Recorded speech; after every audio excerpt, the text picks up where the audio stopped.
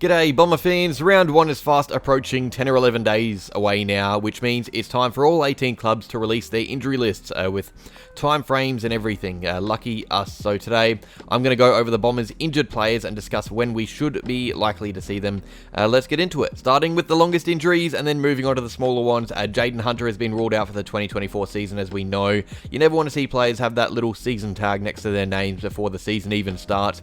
He's had a successful surgery and has been on the bike, but obviously we won't see him play in 2024 after that ACL injury. Alrighty, Kane Baldwin finally has a timeline on his stress fracture. It's not a good one though. He's been ruled out for 14 weeks. Now, I should say I don't think this is them getting their magnifying glass and predicting the future. It just so happens that that 14-week mark will align with our bye, so I think that is what they're aiming for him to rest through it and integrate into main training before then, rather than be giving us a broad timeline of, you know, how they used to do like 8 to 14 weeks. Sometimes clubs do that. We're just saying Baldwin won't be playing until after the bye. Now, obviously, he could fast track, you never know, but we should be expecting to see Baldwin in the second half of the year in what is a really important season for him. This is his contract year, so he kind of has to come in and play when he does make a recovery, which should be in the second half of the season. Next up is Tex Wangadeen and his foot issue. Now, he was hoping to play footy in round 3, whether it be VFL or AFL, but probably VFL, obviously. Seeing as he is not really a part of our main fold, he's going to be integrating through the VFL when he does play, and obviously hoping to play AFL after that. But he has been involved in a bit of training recently, lots of running and increasing the amount of speed in which he does so.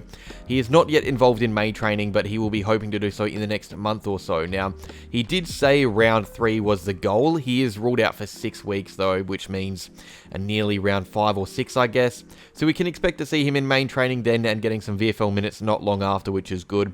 Great to see this long injury coming to an end. The only issue is the fact he has missed the whole preseason because of it. Never what you want in a contract year. Jordan Ridley is the most recent addition to the injury list. He obviously suffered a quad strain over the weekend in our practice match. He got scans, results came back and indicated a low-grade strain, which is great news. It means he won't be out for too long.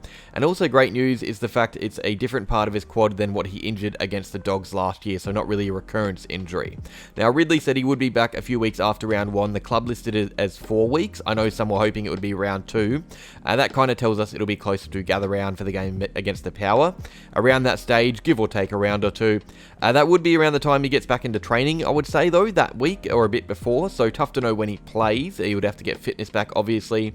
It's just good that it isn't a longer injury like last year's. Dylan Shield, he is very close. He has already been involved in main training. He's had some limited match sim moments. From here, it's all about building fitness. The website says 1 week now, so his foot injury is all but behind him, I would say.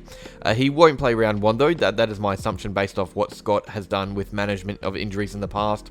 I would say it's more likely he plays around round 3, maybe. Probably even easing through the VFL to start like he did last year. He obviously has to build fitness still, so Sheila's very close, almost full main training minutes too, which is good. Mr. Samuel Draper is another who is close to being available. I know it says he is available on the site. That just is training-wise. He still needs to build fitness after nursing that groin injury this preseason. He wouldn't play an AFL game tomorrow if there was one, so it does say he's available, but in that regard, he isn't.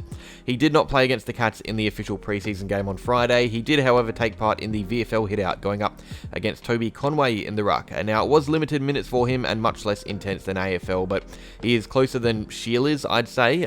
He could well play in round 1 still.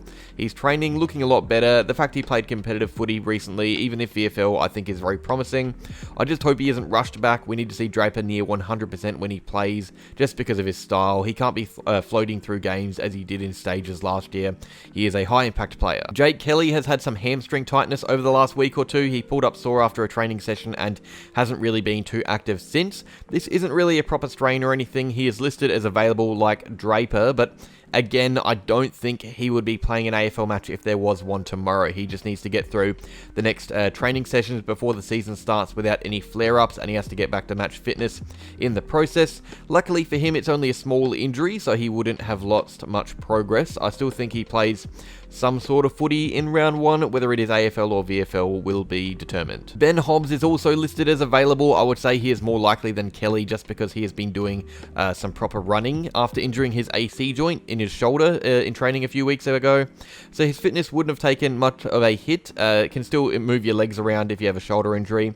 I would say he's probably available for round 1. He has had the fluoro lime cap on recently, which signifies no impact at training. That we will see more contact soon. In fact, I think we've already seen some this week. So he just has to get through this little block of sessions without any more pain, and I would say he's good to go. Finally, Nate Caddy. He has been on the sidelines a little while, well, not a while, just a few weeks. This back injury was originally just a small knock. He's been out for a couple, 2 to 3 weeks, hasn't featured in any practice matches, even at VFL level. Nothing to worry about though, this is just precautionary. He is a young player who could be very important to us for the future, so no point putting more stress and strain on his body before we really need him as a player. I would say because of this though, we see him start off in the VFL and earn his place in the senior squad from there. He is available to play in round 1 though. He's been doing some contact work at training, which means he's pretty much good to go. That is that though. Quick sum up of our injury list. Looking worse than it did a few weeks ago, but still not too bad. Other teams have it tough as well. We aren't alone. So let me know what you think down below. Who do you want to see play the most in round 1? Make sure you like if you enjoyed, subscribe if you are new, and as always, go Bombers.